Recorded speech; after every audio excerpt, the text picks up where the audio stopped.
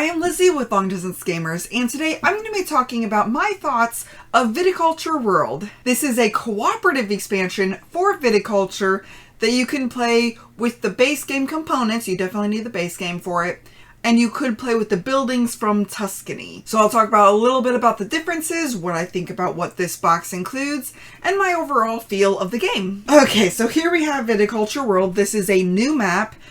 This side is the side that does not have the buildings. You could swap this board over, and then there's 2 more spaces for cards for the buildings for Tuscany if you would want to play that. It comes with a bunch of these tiles, which these tiles are super interesting. You can place them in spots. It'll tell you where they go. So like this one is O, so you will find O right here, and then this one could go there. It would change it from selling 1 wine to gain the lira equals to its value, to selling 1 to gain equal to its value, and victory points equal to half of its value, rounded down, of course. Like this one can go here, changing it from giving a tour to gain $2 to giving a tour plus $1 per building that you have built on your map. Or, yeah, your vineyard map, which is really cool. But the main meat of this game comes from increasing those. You can do those with these innovation tiles, is what they're called. You can pay to put them in the different locations. There are also 7 continents that come into play. If you order directly from Stonemaier Games, you will include this promo the very first year, which is very good because it comes with this card, which is, because this game is a very challenging cooperative game, you only have 6 years. This one lets you add a 7th, which is very handy because then you can play 1 more full year and then you win with help. That's me. So my first point, if this game is a very challenging game, like I've won with only 6 years one time, outside of this very first introductory year, of course. But I think it was Asia, which each of these have different things that they add to the game. So Greengully is the first one, which this is not based on a normal world. This actually has art from Charterstone, but because Antarctica doesn't have any wine experience, historical, we go to Greengully, and it's a very introductory one, kind of to introduce you more to the mechanisms of the game, and you will usually pretty quickly move on. The thing I like about Asia is it has these cards that if you do certain things, like this one, if you place an event there to plant, you know, you place it there. If you plant, you have to pay $2 that year. But there's also these things that you can do to, okay, so place this event on K. If at least 2 players or 4 players in a 4 to 6 player games uses their grande worker to harvest grapes via that auction, you get to cover the influence track with upgrade card number 5. So you would just go through, you find the things that you need, and this is 5. So like 5 makes it so that going from a 25 win down to a 23 win, and then you have to get influence to 10 normally. Now you only have to get influence to 9. So some of these things are really interesting. Like some, like this, you change your annual year that you get in income from 1 to 5 to 3 to 7. And then this one, you can hold up to 7 cards instead of the normal 5. You collect 2 times the residual payment. So if you have this one up, you can go from collecting up to 5 to up to 14 with those, which is really cool. This can be placed over here to get that more interesting. The only downside is this one would come over here to replace these, so you can only put 2 out, 1 of each. So that makes it a little bit limited on your options, but these just make it go by so fast. Just really interesting. Something I love about these cards is every last one of them has a little bit of historical flavor, and then it says what it says for how it affects the game. But you get to learn a little bit about history throughout. And it's with all the continents. It's not just Asia for that. For Oceana, there are knowledge So like if you do certain things, it'll tell you on the cards, which there's different setups for these. You can move your knowledge token over and it'll give you benefits or give other players benefits next to you, which is really interesting. And the ending always seems to increase the influence track, which is really nice because this is a really hard one to get all the way up to 10. For South America, you get to go ahead and pretty much buy these people. So you get to spend money to people, which I haven't gotten the print and play ones. I've just referred to them when playing, but it will have different people in here so that it won't have the conquistors. So for reasons. But you do have these others. And you basically, you buy people to get a special benefit. So you can, the first time you gain a victory point, you get to gain an extra one. So that one is nice. I do like having that. And then Europe has this really cool thing where you give everybody 2 either hidden or open. Normally it's open, but if you have an issue with alpha gamers, you might want to have them hidden. And if you achieve it, you get to get it. So this first one, so say you get this, so you have at least 15 money, so you like, hey, got this. So you could either gain 1 victory or 3 money. And then, this one, have 4 or more structures built, is another $1 or 1 victory point or 3 money. And then if this is your second one, so if you've completed 2 of these at a time, then you get to move this up. So it really helps move that up, as well as just gives you another thing to focus on throughout the year, which I really like that. And then we have North America, which North America has this fame track.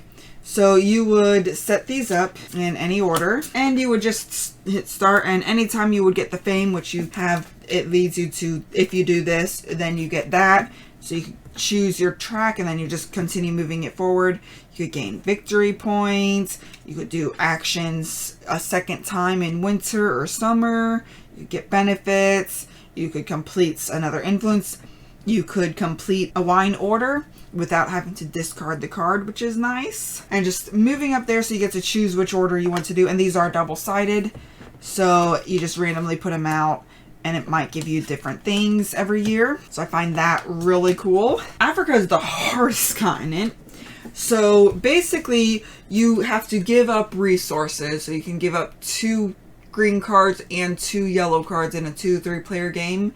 And then every person that has contributed will put their player marker on there. It'll be their 5th worker. They can put it on there. And then everyone, once it is achieved, then everyone gets to get 1 victory point. Some of them, the harder ones, or, well, not the absolute hardest ones, but some of them is a victory point, and you get to move up this marker as well, which makes that a little bit easier to achieve. But I really like that there's so much variety between all these continents, and you can have your favorites. Like Asia or Europe are my favorites. I really love making these areas better. And then Europe, I love having those, just something else to focus on. So those are my 2 favorites out of all of these. And Africa, that's a really, really hard one. I would probably want to do that one if I'm wanting to do a massive brain burn.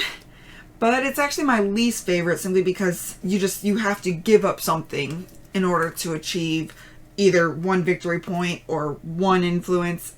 And it doesn't seem too impactful, but if you don't do it, then it's really hard to get up to here. So you pretty much have to do it, and it can be hard because giving up 4 cards between 2 or 3 players, that is difficult. So overall, I do really enjoy cooperative games. So this being announced as a cooperative expansion, I was all for it. I was also really, really excited when they were making it so that you could have LGBT friendly. So you could have Mama's Mamas, Papa's Papas, or Mama's Papas still. So you just will get some more red cards and some more blue cards to mix in. So that way you can have that variation, which I find incredibly amazing. And it's actually going to be back production. So like new copies that they make of base Viticulture will have the LGBT friendliness inside, which is awesome. I never had an issue with it before because I kind of just said it was kind of like my genetic history.